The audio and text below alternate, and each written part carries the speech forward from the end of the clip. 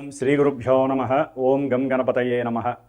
వాగర్ధావివ సంపృక్తో వాగర్ధ ప్రతిపత్తయే జగతః పితరో వందే పార్వతీ పరమేశ్వరో. ఉమామహేశ్వరాభ్యాం నమః. ఆదిత్యాయ చ సోమాయ మంగళాయ బుధాయ చ గురుశుక్రశనేభ్యశ్చ రాహవే కేతవే నమః. సూర్యాది నవగ్రహ దేవతాయే నమః.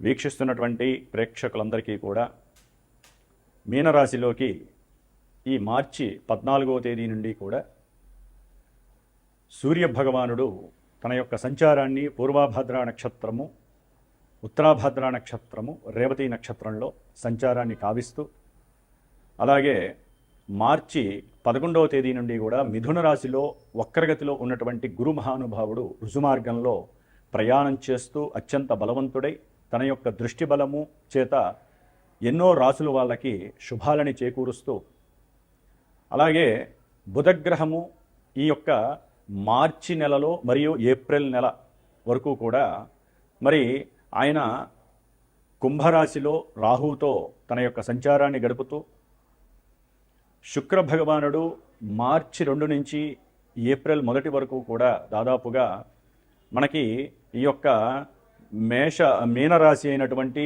ఉచ్చస్థితగతుడై, అట్లాగే రాహువు కుంభరాశిలో, కేతువు సింహరాశిలో, అలాగే కుజభగవానుడు రాహువుతో కలిసి దాదాపుగా ఏప్రిల్ 1వ తేదీ వరకు కూడా కుంభరాశిలో సంచారం చేస్తూ, మీనరాశిలో ఉన్నటువంటి శని భగవానుడితో ఏప్రిల్ 2వ తారీఖు నుండి కూడా తన యొక్క ప్రయాణాన్ని చేస్తూ ఉన్నాడు.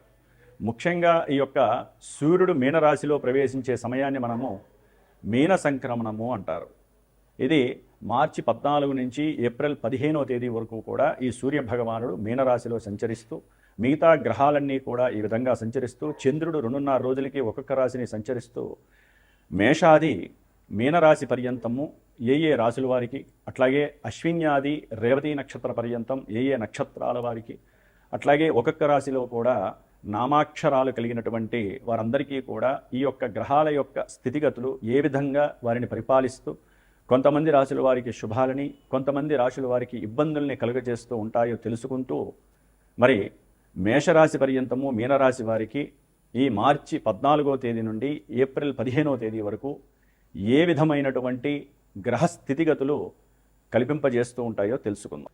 తులారాశి వారికి మార్చి 14 నుంచి ఏప్రిల్ 15 వరకు కూడా గ్రహాల యొక్క స్థితిగతుల రీత్యా మరియు సూర్యుడు ఈ సమయంలో ఈ నెల రోజులు కూడా 6వ స్థానమైనటువంటి మీనరాశిలో మిత్రక్షేత్రంలో తన కొడుకైనటువంటి శనితో కలిసి ఉండటం, 6వ స్థానంలో సూర్యుడు వలన చేసేటటువంటి ప్రతి కార్యక్రమంలో ఉన్నతమైనటువంటి విశేష సౌఖ్యము, సిరి సంపదలు, భోగభాగ్యాలు కలగటము, ముఖ్యంగా ఉద్యోగ విషయంలో తలచినటువంటి పరిస్థితులు అనుకూలించగలవు.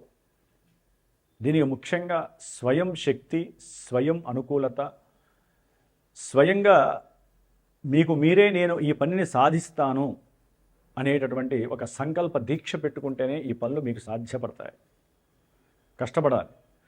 పూర్వజన్మ పుణ్యఫలాన్నంతా కూడా ఈ జన్మలో పూజలు చేయడం ద్వారా, ధ్యానము యోగము చేయడం ద్వారా వాటినన్నిటినీ కూడా పుష్కలంగా మనం రప్పించుకోవచ్చు. మనకి ఏ ఈవెంట్ కావాలో అది నెరవేర్చుకోవడానికి స్వయం ప్రతిపత్తి కావాలి. ఎందుకంటే ఈ యొక్క రవితో పాటుగా ఏప్రిల్ 1వ తేదీ నుండి కుజుడు కూడా 6వ స్థానంలోకి రావటము, శని ఆల్రెడీ దాంట్లో ఇంకా ఉంటూనే ఉంటాడు. కాబట్టి ఈ యొక్క రవి కుజ శనిగ్రహాల యొక్క 6వ స్థానంలో స్థితి యుతి ప్రభావము ఉద్యోగంలో ఉన్నతమైనటువంటి విశేష సౌఖ్యాన్ని కలుగజేస్తున్నాయి. శత్రువులు కూడా వారి యొక్క శత్రుత్వాన్ని పక్కన పెట్టి మీకున్నటువంటి సెల్ఫ్ నాలెడ్జ్ని ఎదుక్కుంటూ వచ్చి మీతో మిత్రత్వమైనటువంటి సంభాషణలు చేసే పరిస్థితి. మీకున్నటువంటి కొన్ని దీర్ఘకాలిక అనారోగ్యాల యందు సరైనటువంటి ఔషధ సేవ కలిగి కాస్త ఆరోగ్యము కుదుటపడుట జరుగుతుంది. ఇక రుణబాధలు అనేటటువంటివి చాలా వరకు తగ్గడానికి అవకాశం ఉంది. భాగ్య సంపద, సిరి సంపద మిమ్మల్ని భరిస్తోంది తులారాశి వారు. అట్లాగే మీకున్నటువంటి ఏదైనా గృహపరమైనటువంటి సంతానపరమైనటువంటి మీరు ఇంకెక్కడైనా సరే బ్యాంకింగ్ వ్యవస్థ ద్వారా కానీ అయినద్వాల ద్వారా కానీ ఏదైనా అప్పులు కనుక చేసి ఉన్నట్లయితే ఆ యొక్క రుణాలన్నీ కూడా తీర్చగలిగినటువంటి స్వయం ప్రతిపత్తి, శక్తి, సామర్థ్యత, సెల్ఫ్ కాన్ఫిడెన్స్ లెవెల్స్ పెరగటము, నేను ఎట్లయినా సరే ఈ అప్పుని తీర్చాలి అనేటటువంటి సంకల్ప బలము మిమ్మల్ని ఒక ఉన్నతమైనటువంటి గరిష్ట స్థాయికి తీసుకువెళ్తున్నాయి. ఎందుకంటే భాగ్యస్థానంలో గురుడు మార్చి 11వ తేదీ నుండి వక్రగతిని వదిలిపెట్టి రుజుమార్గంలో తన యొక్క పంచమ దృష్టిని తులారాశి మీదకి వదులుతున్నాడు. దీనివలన ఇందాక నేను చెప్పినట్లుగా చేసే ప్రతి ప్రయాణము మీకు లాభిస్తుంది, భాగ్యాన్ని కలుగజేస్తుంది. మీరు మాట్లాడిన ప్రతి మాట అవతల వ్యక్తుల నుంచి మీకు సరైనటువంటి సంస్కారయుక్తమైనటువంటి ఫలితాలను కలుగజేస్తుంది. అలాగే విద్య, ఆరోగ్యము, కుటుంబ బాధ్యతలు, కుటుంబంలో మీకు ఉన్నటువంటి శక్తిని పొగిడేటటువంటి పరిస్థితులు, అవతల వ్యక్తులను మిమ్మల్ని అర్థం చేసుకొని మీతో మాట్లాడే శక్తి, ఉద్యోగంలో మీకంటూ ఉన్నటువంటి ఒక స్టామినా మీకు సౌకర్యవంతమైనటువంటి పరిస్థితులను కలుగజేస్తుంది. విద్యార్థులకి విద్య యందు విశేషమైనటువంటి అకుంఠిత దీక్ష కలగడానికి ఎక్కువ అవకాశం ఉంది. అయితే తులారాశి వారికి పంచమంలో ఉన్నటువంటి రాహుగ్రహము సర్వ విధమైనటువంటి దోషాల్ని కలుగజేస్తుంది. అంటే వీరికి ఉన్నటువంటి అనారోగ్యం తగ్గినట్టే తగ్గుతుంది, మళ్ళీ కాస్త ఇబ్బందులు ఎదురయ్యే అవకాశం ఉంటుంది. శత్రువులు మారినా కూడా మీకు ఆలోచించడానికి భయం వేస్తూ ఉంటుంది. వీళ్ళు నిజంగా మారారా లేరా, ఇంకా వెన్నుపోటు ఏమన్నా పొడుస్తాడా, ఒక భ్రమ, ఒక భ్రాంతి. అట్లాగే అప్పులు తీర్చినట్టే ఉంటాయి, కానీ ఇంకా చూస్తే చాలా అప్పులు ఉంటాయి, అర్థం కాదు. ఎంత కష్టపడ్డా ఎంత తీర్చినా అప్పులన్నీ అట్లాగే ఉన్నాయని చెప్పి మానసిక వేధ, ఆలోచనలు కోల్పోవటం, చేసే ప్రతి పని యందు కూడా చేయగలిగే స్టామినా ఉన్నప్పటికీ, స్వయం శక్తిగా పోరాడుతున్నప్పటికీ ఎక్కడో తెలియనటువంటి ఒక నిరుత్సాహము, నాకేం తెలియదేమో, నాకు తెలిసినవన్నీ కూడా ఉపయోగపడవేమో, నేను ఈ లోకానికి పనికిరానేమో అనేటటువంటి ఎక్కడో స్వల్పమైనటువంటి మానసిక అభద్రతా లోపం కలుగుతుంది రాహు వలన. అట్లాగే లాభంలో ఉన్నటువంటి కేతువు సర్వదా కార్యాలని లాభం చేస్తున్నాడు, ఉద్యోగంలో మంచి ప్రమోషన్స్ ఇస్తున్నాడు, అప్పుల్ని తీర్చే శక్తిని ఇస్తున్నాడు. ఫ్రెండ్స్ కూడా మీ ఉద్యోగ వ్యాపార ధర్మాదులకి చెట్టు నాటిన తర్వాత నీరు పోయడానికి ఎవరైనా సహకరించినట్లుగా మీకు ఉపయోగపడి సహకరించడానికి అవకాశాలు ఉన్నాయి. కాబట్టి తులారాశి వారికి గురుబలము, కేతు యొక్క బలము, రవి బలము, కుజ శనిగ్రహ బలము, అట్లాగే ఈ యొక్క గ్రహబలాలు చాలా అనుకూలంగా ఉన్నాయి. బుధుడు మాత్రము పంచమంలో రాహుతో కలిసి ఈ నెల రోజులు అక్కడే ఉండటం, దానివలన ప్రేమ వ్యవహారాల యందు కొంత మోసపూరితమైనటువంటి చర్యలు మిమ్మల్ని వేధిస్తాయి, బాధిస్తాయి. ఏ పని తలబెట్టినా కూడా దాని యందు నిమగ్నం లేకుండా దీనివైపే మీ యొక్క బుద్ధి కేంద్రీకరించబడడం అంత మంచిది కాదు. బుద్ధిని పక్కకి నెట్టేసేయండి. ప్రేమ వ్యవహారాల యందు ఎక్కువ తనామునగలు అవ్వకండి. చదువుకునేటటువంటి విద్యార్థులు కూడా చదువు మీద కాన్సన్ట్రేషన్స్ లెవెల్స్ పెంచాలి. దానికల్లా ఒకటే, ఓం నమో నారాయణాయ మంత్రాన్ని అధికంగా చదవండి, నిత్యము ధ్యానం చేయండి. ఇక శుక్రుడు చూస్తే మార్చి 27 వరకు భార్యాభర్తల మధ్య అల్లకల్లోలమైనటువంటి పరిస్థితి, అకస్మాత్తుగా ఎన్నో రకాలైనటువంటి ఆర్థిక అసంఘటితమైనటువంటి పరిస్థితులు, స్త్రీలతో జగడాలు, సమస్యలు, విద్యాలయాదుల్లో ప్రేమించినటువంటి యువతి యువకులకి పరిచయాలు ఏర్పడటము, ఇంతలోనే వారు అనుకోని సంఘటనల ద్వారా వారి మధ్య విభేదం కలగటం. అట్లాగే ఇప్పుడు మార్చి 27 నుంచి ఏప్రిల్ 15 వరకు శుక్రుడు సప్తమంలో ఉండడం ద్వారా వ్యాపారంలో కొంత ఎవరైనా భాగస్వాములు ఉంటే ఆ భాగస్వామ్యాలలో స్త్రీ యొక్క ప్రతికూలతలు మిమ్మల్ని వేధిస్తాయి, బాధిస్తాయి, ఆర్థికంగా నష్టాన్ని చేస్తాయి. మీ యొక్క భాగస్వామ్యాన్ని కూడా దెబ్బతీసే అవకాశాలు ఒక స్త్రీ వలన కలగచ్చు. అది భార్య కావచ్చు, చెల్లెలు కావచ్చు, అక్క కావచ్చు, లేకపోతే మీ వ్యాపార భాగస్వామ్యంలో ఉన్న ఫ్రెండ్ యొక్క భార్య కావచ్చు. స్త్రీ వలన మీ యొక్క వ్యాపార భాగస్వామ్యంలో గండిపడే అవకాశం ఉంటుంది. అట్లాగే భార్యాభర్తల మధ్య ధన విషయంలో కావచ్చు, బంధువుల యొక్క ప్రమేయం కావచ్చు, మీకున్నటువంటి కొన్ని ఈగో ఫీలింగ్స్ వల్ల కావచ్చు, భార్యాభర్తల మధ్య కాస్త జనరంజకం కానటువంటి గొడవలు, పరిస్థితులు మీరు ఎదుర్కొనే పరిస్థితులు ఉంటాయి. కొంచెం జాగ్రత్తగా ఉండండి.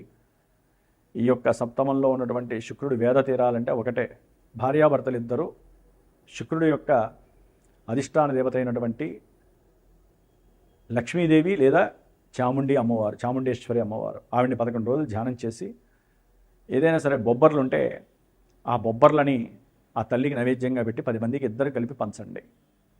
అట్లాగే ముఖ్యంగా విద్యార్థులు కావచ్చు, ఉద్యోగస్తులు కావచ్చు, రాజకీయ నాయకులు కావచ్చు, లేకపోతే వారి యొక్క వంశపారంపర్యంగా ఏదైనా కొన్ని సమస్యలు ఇబ్బందులు పడుతున్న వాళ్ళు కావచ్చు, ప్రేమికులు కావచ్చు, అట్లాగే షేర్స్ స్టాక్ మార్కెట్లో ఎవరైనా మోసపూరితమైనటువంటి పరిస్థితులు కావచ్చు, లేకపోతే ఒక ఫోన్ ద్వారా డబ్బులు బాగా కోట్లలో పోగొట్టుకున్న వాళ్ళు కావచ్చు, వారందరూ కూడా దుర్గాదేవి యొక్క నామాన్ని ఎక్కువగా జపించండి. అట్లాగే జన్మజాతకంలో ఎవరికైనా సరే శుభగ్రహ అంతర్దశలు, విదశలు, మహార్దశలు జరుగుతూ ఈ యొక్క గోచారంలో కనుక వారికి అన్నీ నెగిటివ్గా జరుగుతూ ఉంటే జాతకాన్ని ఇంకోసారి పరీక్షించుకోండి. మాలాంటి గురువుల చేత జన్మజాతకాన్ని చూపించుకోవటము, దాని గురించి తెలుసుకోవడం చాలా విశేషం. చాలామందికి తెలియట్లేదు. మా నక్షత్రం ఇది, మా రాశిది, ఇదే జన్మజాతకం అనుకుంటున్నారు. ఇది కాదు, లగ్నం అనేది ఉంటుంది, దశలు ఉంటాయి, అవి మాత్రమే మనల్ని నడిపిస్తాయి. కంటి ముందు చక్రాలు కనిపిస్తే వెనకాల చక్రాలు లేవనే, 4 చక్రాలు ఉంటేనే బండి.